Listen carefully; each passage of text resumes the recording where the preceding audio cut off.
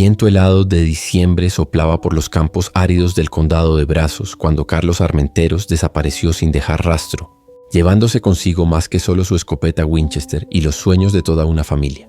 El rancho de los Armenteros se extendía por 400 acres en las cercanías de Bryan, Texas, una propiedad que había pasado de padre a hijo por 3 generaciones. Carlos había heredado no solo la tierra roja y los pastizales ondulantes, sino también una deuda creciente que lo mantenía despierto durante las madrugadas frías. A los 45 años cargaba sobre los hombros el peso de décadas de malas cosechas, precios fluctuantes del ganado y préstamos bancarios que se acumulaban como nubes de tormenta en el horizonte. Mercedes Pérez Armenteros conoció a Carlos en la Facultad de Veterinaria, cuando él todavía soñaba con modernizar el rancho familiar y convertirlo en una operación próspera. Ella había dejado la clínica privada en Houston para mudarse al campo, creyendo en el futuro que construirían juntos. A los 44 años, Mercedes dividía su tiempo entre atender a los animales de la región y ayudar a su esposo con los negocios de la propiedad, siempre tratando de equilibrar las cuentas que nunca cerraban del todo. Diego, el primogénito de 18 años, se reflejaba en su padre en estatura y determinación. Estudiante de agronomía en Texas A&M, pasaba los fines de semana en el rancho planeando mejoras en los sistemas de riego y soñando con el día en que asumiría la administración de la propiedad. El muchacho no sabía que los sueños de la familia estaban hipotecados hasta el último centavo. Rodolfo, 2 años menor, tenía una personalidad más introspectiva que su hermano. A los 16 años prefería los libros de historia militar a las clases de agricultura y ya hablaba de alistarse en el ejército apenas cumpliera los 18. Carlos siempre bromeaba que Rodolfo había heredado el espíritu aventurero del bisabuelo, que había luchado en la Segunda Guerra Mundial. La mañana del 15 de diciembre de 2018, Carlos se levantó antes del amanecer como siempre hacía. Mercedes notó que parecía más tenso de lo habitual, moviendo nerviosamente el café y evitando la conversación. Cuando ella le preguntó sobre sus planes para el día, él simplemente respondió que iría a cazar venados en la región norte de la propiedad, cerca del arroyo Rattlesnake Creek. «Voy a intentar conseguir algo para la cena de Navidad», dijo, besando la frente de su esposa. «Las cuentas de la carnicería están demasiado altas este mes». Diego estaba en College Station, terminando los exámenes finales del semestre. Rodolfo se preparaba para ir a la escuela cuando vio a su padre cargar la Winchester calibre .30 Aero 6 y una mochila militar verde en la pickup, Ford azul de 1998. Intercambiaron un rápido saludo antes de que Carlos partiera por el camino de tierra que conducía a los campos más lejanos. Esa fue la última vez que alguien de la familia Armenteros vio a Carlos con vida. Cuando no regresó al anochecer, Mercedes al principio no se preocupó. A veces Carlos pasaba la noche en el campo cuando estaba rastreando algún animal herido o cuando encontraba un buen sitio de caza. Pero cuando amaneció al día siguiente y no había señales de él, una inquietud helada comenzó a apoderarse de la casa. Rodolfo sugirió buscar al padre en los lugares habituales de caza. Encontraron la pickup estacionada cerca de una vieja cerca de alambre de púas a unas 3 millas de la casa principal del rancho. La escopeta estaba apoyada contra la defensa trasera y no había señales de lucha ni de que Carlos hubiera cazado algún animal. «Papá nunca dejaría la Winchester así, a la intemperie», murmuró Rodolfo, examinando el arma con cuidado. Mercedes contactó al sheriff del condado, Harold Mackenzie, un hombre de 60 años que conocía a la familia Armenteros desde niños. Mackenzie organizó grupos de búsqueda que recorrieron kilómetros cuadrados de monte cerrado, campos abiertos y las orillas del Rattlesnake Creek. Vecinos, miembros de la iglesia local y voluntarios de la ciudad se unieron a las búsquedas durante 3 días intensivos. La tarde del 4º día, uno de los grupos encontró algo que heló la sangre de todos. Cerca de un barranco cubierto de encinos, pedazos de tela de cuadros rojos y azules estaban esparcidos entre los arbustos. Era la camisa que Carlos llevaba el día de la desaparición, ahora en jirones ensangrentados. «Parece que hubo un ataque», dijo Mackenzie a Mercedes, sosteniendo con cuidado los fragmentos de tela. «Tenemos jabalíes, coyotes y de vez en cuando algunos pumas en esta región. Si Carlos fue sorprendido por un animal herido». La hipótesis cobró fuerza cuando hallaron más trozos de ropa dispersos en un sendero que conducía a una zona rocosa donde sería casi imposible recuperar un cuerpo. Manchas de sangre en las piedras y arañazos en los árboles cercanos parecían confirmar la teoría del ataque animal. Diego regresó de inmediato de College Station al enterarse de los hallazgos. El muchacho recorrió los mismos lugares donde habían buscado los grupos, rastreando cualquier pista que pudiera haberse pasado por alto. Conocía cada piedra, cada árbol, cada curva del arroyo en esa propiedad, pero la tierra parecía haberse tragado a su padre sin dejar huellas. Era demasiado experimentado para que lo sorprendieran. insistía Diego con su madre. Papá conocía los hábitos de todos los animales de esta región. Algo no está bien, pero las evidencias físicas eran incontestables. La sangre en la camisa correspondía al tipo sanguíneo de Carlos, y veterinarios consultados por el sheriff confirmaron que los daños en la tela eran consistentes con ataques de grandes depredadores. Después de 2 semanas de búsqueda infructuosa, las autoridades concluyeron que Carlos Armenteros había muerto a causa de un ataque animal y que su cuerpo probablemente había sido arrastrado a algún sitio inaccesible o consumido por carroñeros. El funeral se realizó en una fría mañana de enero de 2019, en la pequeña iglesia metodista donde los Armenteros eran miembros desde hacía décadas. Cientos de personas asistieron para expresar sus condolencias a Mercedes y a los muchachos. El pastor Robert Williams habló sobre la vida dedicada de Carlos a la familia y a la tierra, recordando su generosidad con los vecinos necesitados y su fe inquebrantable en los planes divinos.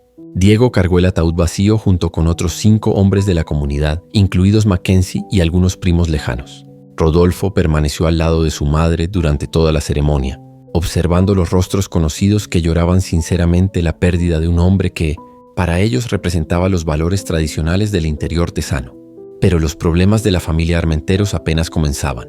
Una semana después del funeral, representantes del Farmers State Bank de Bryan aparecieron en el rancho con documentos de ejecución hipotecaria. Carlos había usado la propiedad como garantía para una serie de préstamos en los últimos 5 años, y los pagos estaban atrasados hacía 4 meses. El monto total de la deuda llegaba a $800,000, una cifra imposible de pagar para una viuda y 2 jóvenes. ¿Cómo es posible esto?, preguntó Mercedes al gerente del banco, Thomas Brennan. Carlos nunca me dijo nada sobre préstamos de tal magnitud.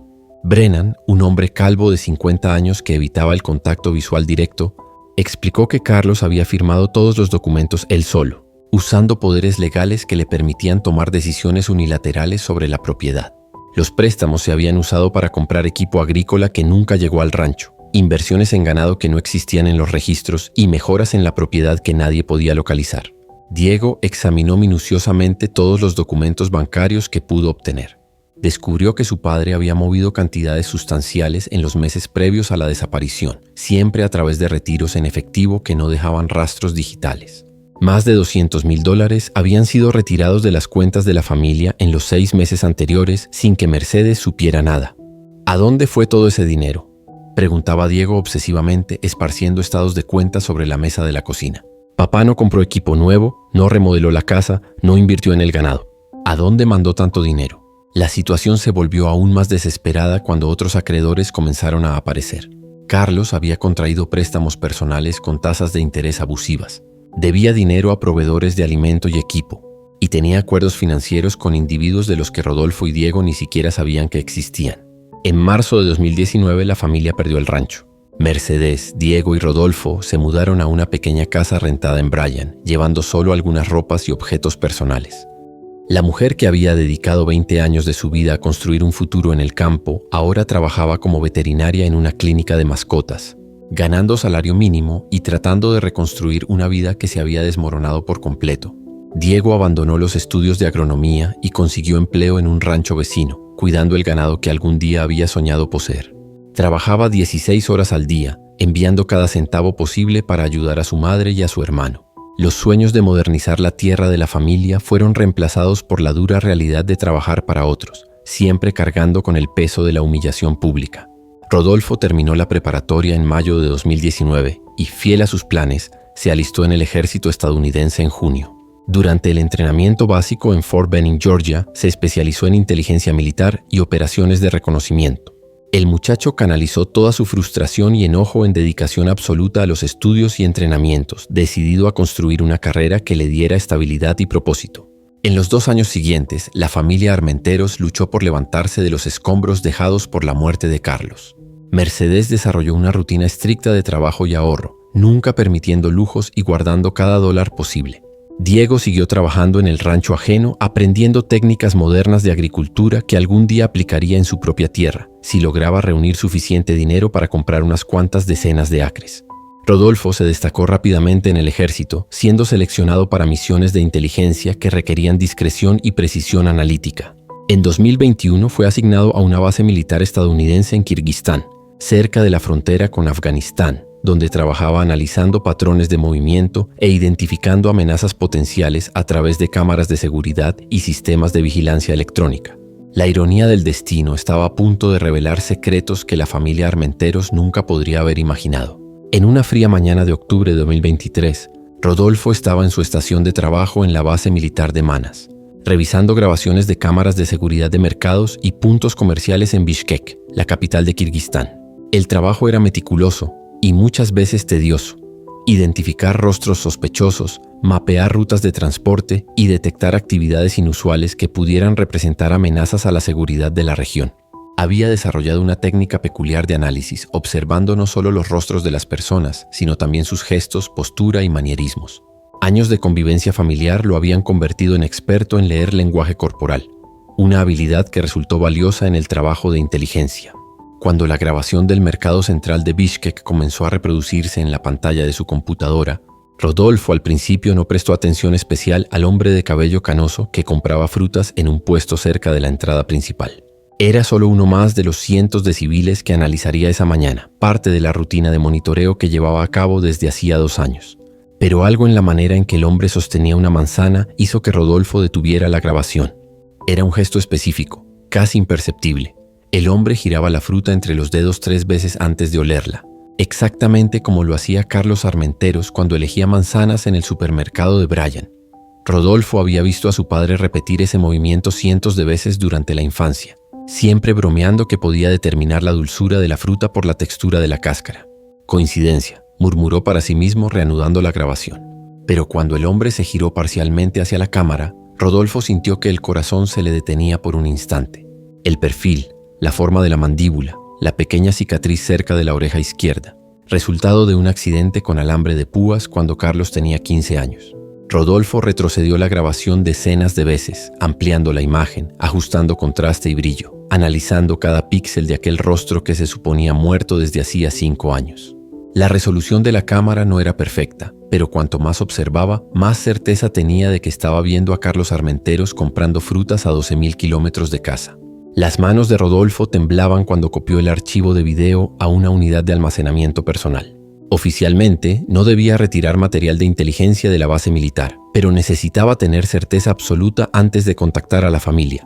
Durante 3 días, analizó la grabación con softwares de reconocimiento facial disponibles en la base, comparándola con fotografías antiguas de Carlos que guardaba en su teléfono personal. La compatibilidad facial era del 87%. Pero Rodolfo necesitaba más evidencias antes de destruir la vida emocional de su madre y de su hermano con una posibilidad que quizás solo era producto de su deseo desesperado de reencontrar al padre. Comenzó a solicitar archivos de cámaras de seguridad de otras zonas de Bishkek, alegando asuntos rutinarios de seguridad. En una grabación de un hotel cerca del centro de la ciudad, fechada una semana después del primer hallazgo, Rodolfo encontró lo que buscaba: el mismo hombre entrando al lobby del Hotel Dostuk, acompañado de una mujer rubia de aproximadamente 40 años y una niña de unos 8. Interactuaban como una familia, con gestos íntimos y cariñosos que dejaron a Rodolfo con náuseas. En la recepción del hotel, el hombre firmó el registro con un nombre que Rodolfo no logró descifrar completamente en la grabación, pero la firma tenía características similares a la caligrafía de Carlos. Más importante aún, cuando la niña dejó caer un juguete, el hombre se agachó para recogerlo con un movimiento específico de la espalda. Carlos había desarrollado esa postura peculiar después de una lesión en la columna en 2015, cuando cayó de una escalera reparando el techo del granero. Rodolfo pasó otras 2 semanas recolectando evidencias antes de tomar una decisión que lo cambiaría todo. Solicitó licencia de emergencia familiar, alegando problemas de salud de su madre, y utilizó recursos militares para rastrear más información sobre el hombre de las grabaciones. Descubrió que Carlos Michaels, el nombre que aparecía en los registros del hotel, había llegado a Kirguistán en enero de 2019, apenas unas semanas después del funeral en Brian. Trabajaba como consultor agrícola para una empresa estadounidense que desarrollaba proyectos de irrigación en Asia Central, un puesto que requería conocimientos específicos sobre ranchos y ganado. Exactamente la experiencia que Carlos Armenteros había acumulado en 3 décadas de trabajo en Texas. Más impactante aún, Rodolfo encontró registros financieros que mostraban que Carlos Michaels había movido sumas sustanciales de dólares estadounidenses en los meses previos a su llegada a Kirguistán. El patrón de depósitos coincidía exactamente con los retiros misteriosos que Carlos había hecho de las cuentas familiares antes de desaparecer. La revelación final llegó cuando Rodolfo consiguió acceso a registros de matrimonio locales. Carlos Michael se había casado con Elena Petrov, una enfermera rusa de 42 años, en marzo de 2019. El acta de matrimonio lo listaba como viudo, con residencia anterior en Austin, Texas. La niña de las grabaciones, Anya Petrov, era hija de Elena de una relación anterior, pero estaba siendo criada por Carlos como si fuera su propia hija. Rodolfo voló de regreso a Estados Unidos en noviembre de 2023, llevando consigo pruebas que demostrarían que Carlos Armenteros había fingido su propia muerte para escapar de sus deudas y comenzar una nueva vida con una familia completamente diferente. La reunión con Mercedes y Diego en la pequeña sala de la casa rentada en Bryan fue una de las experiencias más dolorosas de la vida de Rodolfo. Presentó las pruebas meticulosamente, como había aprendido en el ejército: fotografías ampliadas, análisis de reconocimiento facial, registros financieros y documentos oficiales de Kirguistán.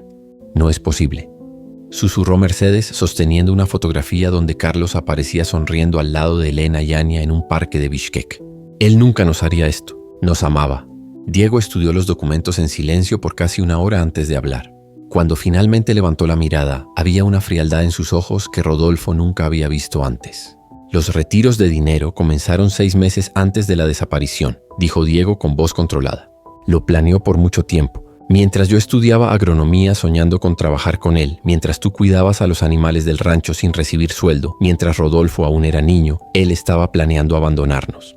La investigación posterior reveló detalles aún más perturbadores. Carlos había contactado a Elena Petrov a través de un sitio de relaciones internacionales en 2017, casi 2 años antes de la desaparición. Mantuvieron correspondencia romántica durante meses, con Carlos prometiendo una vida próspera en Estados Unidos. Cuando se dio cuenta de que no podría cumplir esas promesas debido a las deudas crecientes, invirtió el plan, fingiría su propia muerte y se mudaría a Kirguistán, donde el costo de vida era bajo y los dólares que había escondido le rendirían para una existencia cómoda. La sangre encontrada en la camisa desgarrada era realmente de Carlos. Él mismo se había herido con un cuchillo de caza, produciendo suficiente sangre para hacer la escena convincente. Las marcas de garras en los árboles fueron hechas con herramientas agrícolas, y los pedazos de tela fueron esparcidos estratégicamente en un sendero que llevaría a los grupos de búsqueda lejos de su verdadera ruta de escape. Carlos había caminado 15 millas a través de propiedades vecinas durante la noche, alcanzando una carretera secundaria donde un cómplice lo esperaba con documentos falsos y un boleto de avión a Turquía, primera escala en un viaje que lo llevaría a su nueva vida en Asia Central. La exposición de la verdad destruyó cualquier vestigio de duelo que la familia Armenteros aún conservaba. Mercedes cayó en una depresión profunda, sintiéndose traicionada no solo por su esposo, sino también por su propia capacidad de juicio. Durante 20 años de matrimonio, nunca sospechó que Carlos fuera capaz de una crueldad tan calculada. Diego canalizó su rabia en acción legal. Contactó al FBI y a las autoridades internacionales, proporcionando todas las pruebas recolectadas por Rodolfo. El caso se convirtió en una investigación federal de fraude, falsificación de muerte y abandono de familia, con ramificaciones internacionales que exigirían cooperación entre múltiples agencias gubernamentales. En enero de 2024, Carlos Armenteros fue detenido en Bishkek por agentes de Interpol. El arresto fue traumático para Elena y Anya, quienes creían genuinamente que él era un hombre honesto que había perdido a su familia en un trágico accidente. Descubrieron al mismo tiempo que el hombre al que amaban era un fugitivo de la justicia y que su vida cómoda se había construido sobre el sufrimiento de otras personas inocentes. Durante el proceso de extradición, Carlos intentó argumentar que había fingido su propia muerte para proteger a la familia de las consecuencias de sus deudas, alegando que acreedores peligrosos lo amenazaban de muerte. Pero las investigaciones financieras revelaron que la mayoría de los préstamos fraudulentos los había contraído específicamente para financiar su fuga y su nueva vida, no para salvar el rancho familiar. Carlos fue extraditado a Estados Unidos en marzo de 2024 y enfrentó cargos federales por fraude bancario, falsificación de documentos, simulación de crimen y abandono de familia. Durante el juicio, los fiscales presentaron pruebas que mostraban que había planificado meticulosamente cada aspecto de su falsa muerte, incluidos estudios sobre patrones de ataques de animales y técnicas de supervivencia en la naturaleza. El juicio duró 3 semanas y atrajo la atención de la prensa a nivel nacional. Carlos apareció en el tribunal como un hombre envejecido prematuramente, con el cabello completamente canoso y arrugas profundas que no tenía 5 años antes. Evitó el contacto visual con Mercedes, Diego y Rodolfo durante todo el proceso, pareciendo más un desconocido que el patriarca al que ellos habían llorado. En su única declaración pública, Carlos pidió disculpas por las consecuencias no intencionadas de sus actos, pero nunca admitió haber actuado con malicia deliberada. Siguió alegando que había intentado proteger a la familia de acreedores peligrosos, una versión de los hechos que ninguna evidencia logró corroborar.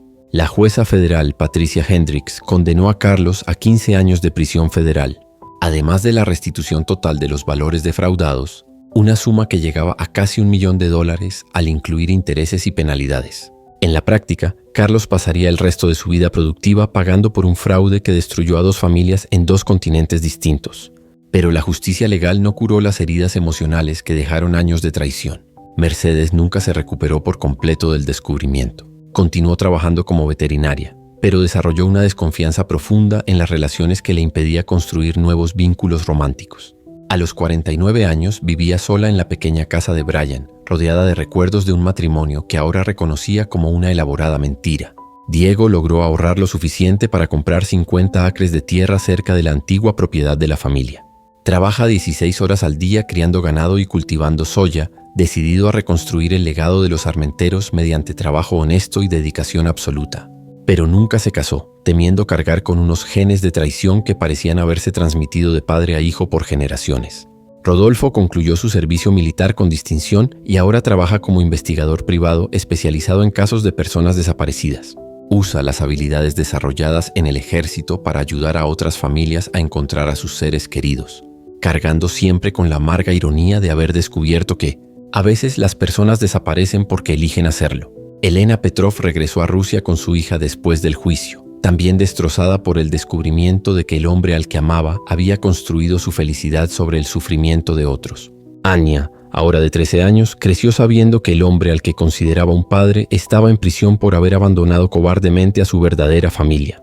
En la pequeña ciudad de Bryan, Texas, el nombre Armenteros aún evoca los recuerdos de una tragedia que reveló hasta dónde puede llegar un hombre para escapar de las consecuencias de sus decisiones. El rancho que perteneció a la familia por 3 generaciones ahora alberga una operación comercial de ganado, y nuevos propietarios construyeron sus vidas sobre la tierra que alguna vez representó sueños destruidos por el egoísmo y la cobardía. Carlos Armenteros, el hombre que fingió su propia muerte para eludir responsabilidades, ahora vive en una celda federal donde cada día le recuerda que no existe una huida verdadera de las consecuencias de nuestros actos. Perdió 2 familias, 2 países y cualquier esperanza de redención. Todo por una libertad ilusoria que duró menos de 5 años. Y en las noches frías de invierno en Texas, cuando el viento sopla por los campos donde Carlos un día cazó, Mercedes a veces todavía escucha el eco distante de promesas rotas y sueños enterrados en una fosa poco profunda de mentiras que tardó años en descubrirse. La verdad había sido revelada a través de cámaras de seguridad olvidadas en un mercado lejano, pero el dolor causado por tantos años de engaño seguiría resonando a través de generaciones, recordándoles a todos que algunas heridas nunca sanan por completo, incluso cuando la justicia finalmente se cumple.